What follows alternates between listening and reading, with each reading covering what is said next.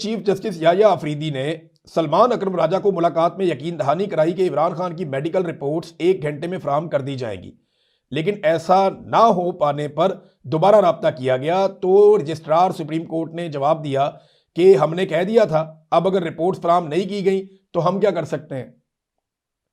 यानी supreme court का registrar क्या ऐसा सवाल कर सकता है कि जनाब हमने तो कह दिया था कि आपको मेडिकल रिपोर्टें दे दी जाए, अब अगर आपको नहीं दी गई तो हम क्या कर सकते हैं। ये औकात है सुप्रीम कोर्ट ऑफ पाकिस्तान की।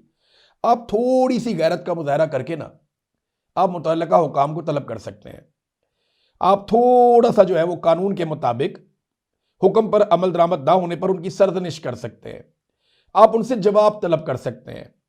आप उन्हें दोबारा हुक्म जारी कर सकते हैं। अगर वो आपका हुक्म ना माने तो आप तौहीन अदालत की कार्रवाई कर सकते हैं। और अगर आप ये नहीं कर सकते ना तो फिर आप इस्तीफा देकर घर जा सकते हैं। और अगर आप ये भी नहीं करना चाहते और ये भी आपसे नहीं हो रहा तो थोड़ा सा पानी ले लें और उसमें डूब के मर जाए आप। ये तो आप कर ही सकते हैं ना। ये सुप्रीम कोर्ट ऑफ पाकिस्तान का हाल हो गया कि हुक्म जारी किया, उसके ऊपर अमल दरामद नहीं हुआ तो कहते हैं जी हमने तो कह दिया था, वो नहीं मानते, हम क्या करें। ये हालत हो गई पाकिस्तान की सुप्रीम कोर्ट की। एहतशाम कियानी साहब की खबर के मुताबिक अगर ये खबर कंफर्म हो रही है तो वाकई ये तो डूब मरने का मुकाम है और कुछ भी नहीं है। जावेद हाशमी साहब को बड़ी संगीन धमकियां दी गई हैं और ये इंतहाई काबिल मुजम्मत है। वो कहते हैं मुझे पैगाम दिया गया कि तुम्हें किसी एक्सीडेंट में मार देंगे और तुम्हारी बेटियों को बहुत रुस्वा करेंगे, जितना रुस्वा कर सकते हैं उतना रुस्वा करेंगे। लेकिन इसके बावजूद जावेद हाशमी साहब ने कहा जी मैं डटकर खड़ा हूंगा, मुकाबला करूंगा। मैं अहले बैत के खानदान में से हूं तो मैं तो मुकाबला करूंगा और मैं पैरवी करूंगा अहले बैत की सुन्नत की। ये निज़ाम कितना जालिम है कि वो धमकी पहुंचा रहा है एक बूढ़े बाप को कि तेरी बेटियों को हम रुस्वा करेंगे तुझे मारने के बाद। अस्तगफिरुल्लाह, ये इस लेवल तक पहुंच गया। और जावेद हाशमी को ऐसे झूठ बोलने की कोई ज़रूरत नहीं है इस उम्र में, और अपनी बेटियों के बारे में बोलने की तो बिल्कुल भी ज़रूरत नहीं है। ये इंतहाई गैर मुनासिब है और इंतहाई घटिया हरकत है। नादरीन, मरियम नवाज ने एक स्टेटमेंट दिया। ये टिकटॉकर आला का स्टेटमेंट देखें, आपको बड़ा मजा आएगा। स्टेटमेंट ये है कि दोस्त ममालिक के सरमायाकार मुझे कहते कि हमें लगता था पंजाब या पाकिस्तान कोई ईंट पत्थर के जमाने का और गारों में रहने वाले लोगों का मुल्क है। अंदाजा करें आप।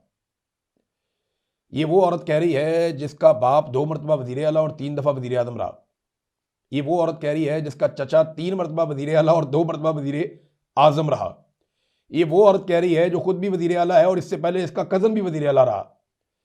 ये वो औरत कह रही है जिसकी पार्टी गुज़िश्ता 40 साल से लगभग 4 दहाइयां होने वाली है, ये पार्टी इक्तदार में है, खानदान इक्तदार में है। ये वो औरत कह रही है, आप अंदाजा करें। इसका बनता है ये कहना। यानी पाकिस्तान को अगर पत्थर के दौर में रखा और गारों के दौर में रखा और ये इमेज पाकिस्तान का पूरी दुनिया में दिया तो किसने दिया? किसने दिया? इनके अब्बा जी ने और इनके चाचा जी ने दिया ना। यही पाकिस्तान को रिप्रेजेंट कर रहे थे, यही पाकिस्तान के बारे में सारी दुनिया को बता रहे थे। या उन डिक्टेटरों ने दिया जिनके ये जूते पॉलिश करते हैं? और किसने दिया? इमरान खान का तो जुम्मा 4 दिन का इक़्तिदार था, सारा कुछ तो आप उस पर नहीं डाल सकते। तो ये इनके अपने कारनामे हैं जो इनके सामने आते हैं। अगर लोग इनको कहते हैं तो ये आईना लोग इन्हें दिखाते हैं और ये खुशी खुशी कौम को आगे सारी बात सुना भी देते हैं। इनकी बोलने की आदत ही बहुत ज्यादा है, पढ़े लिखे भी नहीं है इमरान खान साहब कहते हैं, और बोलने की आदत बहुत है, हर बात ही बोल देते हैं। इनको ये पता ही नहीं है कौन सी बात नहीं करने वाली है। ये आपके अपने खानदान की तजलील की गई और बताया गया कि तुम्हारे खानदान ने यह बड़ा किया इस मुल्क का कि जनाब हमें लगता था कि गारों में रहते हैं, पत्थर के दौर में रहते हैं, इक्तदार तो आपके पास था। नाज़रीन, एक और खबर है और यह खबर यूएई के हवाले से है। यूएई ने पाकिस्तान पर ऐसा लगता है कि दबाव बनाना शुरू किया है। पाकिस्तान को थोड़ी मेहनत करनी पड़ेगी। पाकिस्तान का जो कौमी खजाना है ना, उसमें $3 अरब यूएई के पड़े हुए थे, दुबई के। तो जो यूएई के $3 अरब पाकिस्तान के कौमी खजाने में पड़े हुए थे वो वापस मांग रहे थे। रोल ओवर बार बार हमने उनसे करवाया लेकिन अब वो वापस मांग रहे हैं। तो इन्होंने तंग आकर पहले $1 अरब के फौजी फाउंडेशन के जो शेयर्स हैं वो उनको दे दिए, बाकी रह गए $2 अरब। अब वो कहते हैं जी हमें $2 अरब वापस करो। इन्होंने कहा जी हमें एक दफा फिर रोल ओवर दे दें, आप एक मरतबा फिर हमें माफी दे दें, हम बाद में दे देंगे। तो यूएई ने इनको सिर्फ 1 महीने की मोहलत दी है, 1 महीने की तौसीह दी है कि 1 महीने के बाद पैसे वापस दे दो।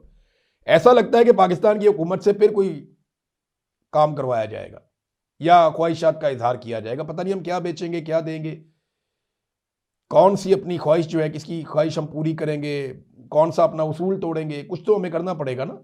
या फिर ये पैसे देने पड़ेंगे। लेकिन पाकिस्तान ने दरखास्त की है जनाब कि 1 साल का हमें मजीद टाइम दे दिया जाए। अब एक तरफ यूएई पैसे मांग रहा है और पाकिस्तान कहते हैं जनाब देते हैं पैसे। दूसरी तरफ वाली जरा कहानी आप देखें कि नैब का डीजी कहता है कि 2025 में हमने 22 अरब डॉलर्स रिकवर किए हैं। भाई 22 अरब डॉलर्स आपने 2025 में अगर रिकवर किए हैं, वो गए कहां पे? कौमी खजाने में तो नहीं आए। कौमी खजाने में तो पैसा पड़ा हुआ है, उसमें से 12 अरब डॉलर दोस्त ममालिक के हैं, कोई 3.5 अरब डॉलर हमारे अपने। तो वो जो 22 अरब डॉलर आपने रिकवर किए, वो किस खजाने में गए, किसके पास गए, किसकी जेब में गए, किसके पास है वो? उन 22 अरब डॉलर में से 2 अरब डॉलर आप दे दें यूएई को वापस। आपको तो फर्क ही कोई नहीं पड़ना चाहिए, आपने तो 22 अरब डॉलर रिकवर कर लिए। तो ये झूठ चुताली हुकूमत चल रही है, हर बात में झूठ बोलते जाएंगे। भाई आप आदादो शुमार दिखाएं ना, हमें पैसे कहां पे आए। ये जब इमरान खान के दौर में वो नैब कहता था जब हमने पैसे रिकवर किए, हम कहते थे बताओ कहां पे है, वो दिखाते थे सुप्रीम कोर्ट के अकाउंट में मलक रियाज वाले पैसे पड़े हुए हैं, फलाने पैसे यहां पड़े हुए, ये हमने रिकवर कर लिए, ये पैसा यहां पे है। ये शहजाद अकबर पूरा डिटेल देता था उस दौर में कि इतना रिकवर हो गया, इतनी हमने जमीनें ले ली हैं, ये चीजें हमने ले ली हैं और बाकी हम रिकवरी इतनी करने वाले हैं। यहां पे ये डिले मुंह के साथ कह देते हैं जनाब हमने 22 अरब डॉलर रिकवर कर लिया। 2-2 अरब डॉलर, 1-1 अरब डॉलर के लिए आपका वजीर आजम जो है वो पंबीरी बना हुआ है पूरी दुनिया के अंदर, चिंची रिक्शे की तरह एयरपोर्ट का तैयारा चल रहा है। कोई आपको 1-1 अरब डॉलर नहीं दे रहा। रोल ओवर करवाने के लिए आप तरले मिनते कर रहे हैं। 22 अरब डॉलर आपने रिकवर किया, वापस करें आप। तो ये झूठ बोलते हैं और फिर कहते हैं जी हमने कौम के लिए मुश्किल फैसले किए। बार बार कहते हैं ना, हमने कौम के लिए बड़े मुश्किल फैसले किए हैं, हमने मुल्क बचाने के लिए बड़े मुश्किल फैसले किए हैं, हमें मुश्किल फैसले करने पड़ते हैं। जरा मुश्किल फैसले देखिए आप। क्या इन्होंने कोई ऐसा मुश्किल फैसला किया जिसमें इन्होंने अपना प्रोटोकॉल छोड़ दिया हो? नहीं किया। क्या इन्होंने कोई ऐसा मुश्किल फैसला किया कि इन्होंने करप्शन खत्म कर दी हो? नहीं किया। क्या कोई ऐसा मुश्किल फैसला किया जिन्होंने अपनी अयाशियां खत्म कर दी हो? नहीं किया। क्या कोई ऐसा मुश्किल फैसला किया जिसमें ये इकोनॉमी क्लास में बैठ के दुनिया के चक्कर लगाएं और महंगे होटलों में ठहरना बंद कर दें? नहीं किया।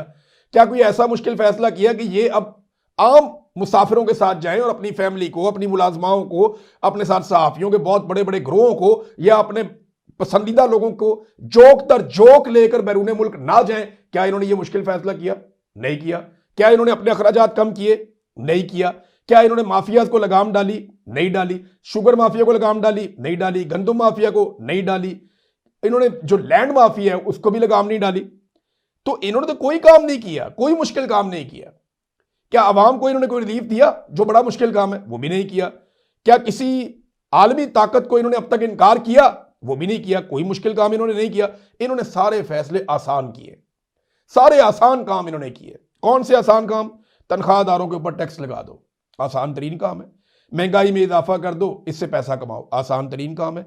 बिजली गैस महंगी कर दो, पेट्रोल महंगा कर दो, लोगों का खून नचोड़ लो, आसान काम है। इन्होंने बड़े आराम से काम किया। इदारे अपने गिरवी रख दो, औने पौने इदारों को बेच दो, ये तो बहुत आसान फैसले हैं। इस हुकूमत ने एक भी मुश्किल फैसला नहीं किया। अवाम की मुश्किलात में इजाफा किया और अपनी सहूलतों में इजाफा किया और लोगों को बेवकूफ बनाने के लिए कहते हैं कि हमने बड़े मुश्किल फैसले किए। टके का मुश्किल फैसला इन्होंने नहीं किया। ये अय्याश तरीन हुकूमत है जो बेहतरीन हुक्मरानी के मजे ले रही है और कुछ भी नहीं है। यहां लोग कत्लेआम हो रहे हैं, यहां पता नहीं किस किस तरह की चीजें हो रही हैं दुनिया में। पाकिस्तान कहां से कहां रह गया, दुनिया कहां से कहां जा रही है। हमारे यहां पे 12-12 शहरों में एक साथ अटैक हो रहे हैं। इनकी अय्याशी खत्म नहीं हो रही। अब तक के लिए इतने, अपना ख्याल रखिएगा, अपने इस चैनल का भी। अल्लाह हाफ़िज़।